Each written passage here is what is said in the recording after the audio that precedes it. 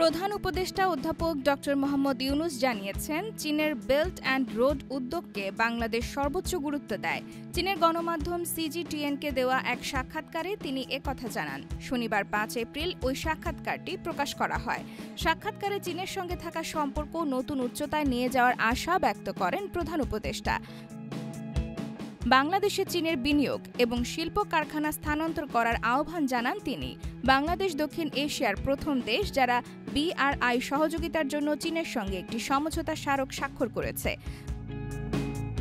ড. ইউনুস বলেন, BRI দেশের অবকাঠামোগত উন্নয়নের সঙ্গে দেশের অর্থনৈতিক কর্মকাণ্ডকে আরও শক্তিশালী করেছে। চীন সফরের মাধ্যমে দুদেশের সম্পর্ক আরও গভীর ও ফলপ্রসূ হবে বলেও আশা প্রকাশ করেন প্রধান উপদেষ্টা।